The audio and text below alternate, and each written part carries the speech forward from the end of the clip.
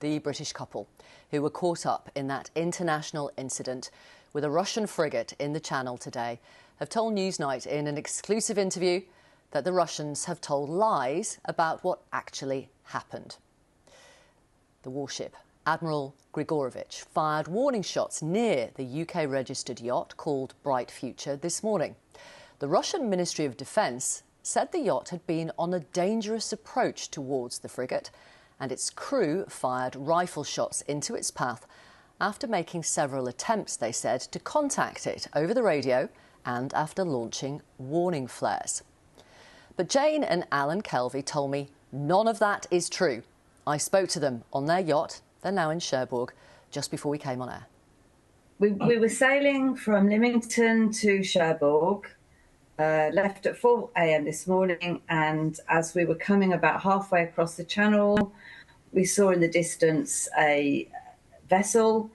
It wasn't showing on our AIS, so we couldn't identify it. And as we got closer, we saw that it was a warship. And as we got closer still, we saw it had credit lettering along the side.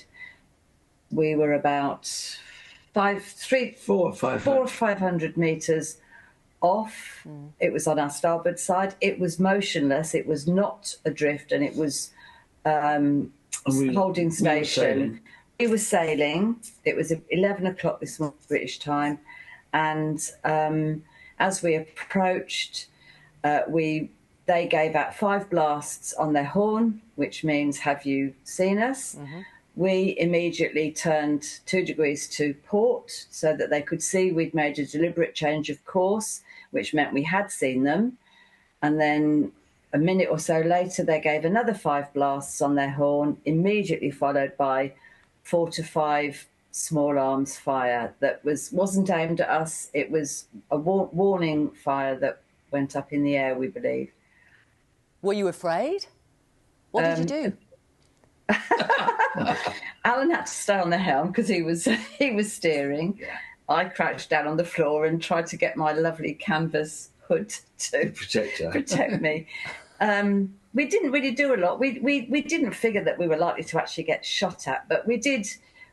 As soon as the warning shots came on, we put the engine on and went 90 degrees to port and got way out of the way. Way out of it, yeah. Right.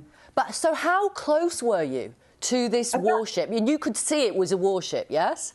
We could see it was a warship. We could see the credit letters. It had no flag. It wasn't showing on AIS. Which is the automatic ID system.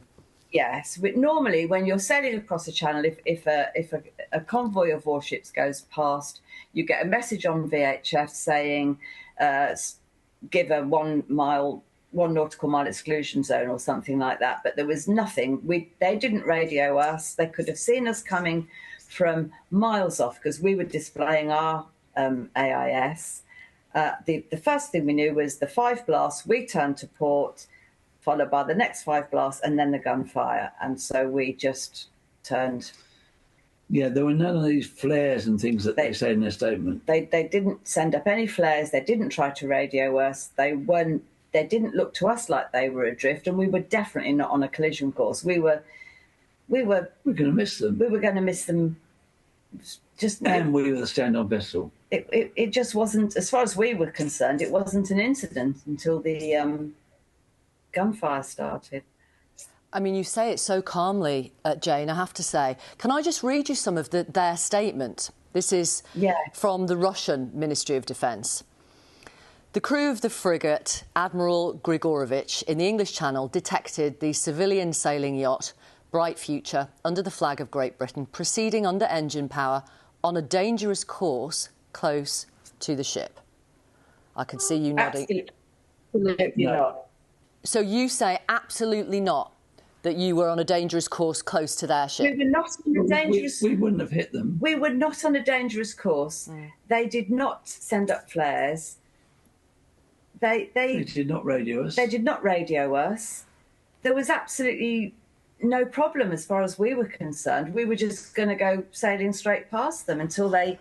And as soon as they sent the 5 blasts on the horn, we took evacuation, not that any was necessary, but then they did the following 5 and then the gunfire. which really it was totally unnecessary. Completely unnecessary. Was it? So what do you make of what they have said about what happened? Which is normal lies. It's just not true. They're blaming us, and as far as we're concerned, we were blameless. Mm. You are talking about this in a really calm way. And look at you smiling and chuckling. How come? Just another day. It was surreal. And my immediate reaction was, I need to get on the VHF and call Silent Coast Guard and tell them what this Russian warship's doing. But I didn't want to use the VHF because they would have been able to hear us. So I had to wait a while to get a signal. Then I just dialed 999 for the Coast Guard. Right. And what did they say to you? Oh, they took a great big statement off. As they've seen, they were very, are we safe? Which we were, because the bullets weren't aimed at us at all. And then we had a lot of back and forth. And then Joburg, which is the French Coast Guard, they got in touch with us. And then later on in the afternoon, about 2:00, Silent Coast Guard wanted to know our position, and within about half an hour, HMS Tyne, Royal Navy ship, came by to make sure that we were okay. I only reported it because that's what you're supposed to do. Anything that causes a hazard to navigation. You're supposed to report. So I reported it. But how do you feel about that, Jane? Not for us, because we were safe. Well, I think it was the right thing to do. I just am surprised at how it's blown up, and I'm a bit disappointed with the accusations made against us because they're simply not true. They shouldn't really be firing or firing when people are around. Yeah, it was unnecessary, completely unnecessary. So the plan now is to, you're on the yacht now, it looks like, to carry on with your holiday? Oh, yes. Yeah, we'll carry on. Right. We intend to be sailing for the next 2 months. Are you going to have a glass of something tonight? We've already had. We needed something when we got in, yeah. Go on, what was your tipple? Oh, Jane's on the rosé wine. Alan had a beer. I'm on beer. Yeah. But because we've been sailing for over 12 hours, and then we spent about an hour and a half with the gendarmerie. So, yeah, it's all been a bit much. It's almost time for dinner. Okay. Well, listen, thank you so much for talking to us, both of you, Alan and Jane. And thank you for sharing it with everybody. And we really appreciate it. And we're so glad that you're safe. And, yeah, crack open that rosé. Will do. Thank you very much, Victoria. Thank you. Thanks, Alan. Thanks, Jane. Well done. Take care.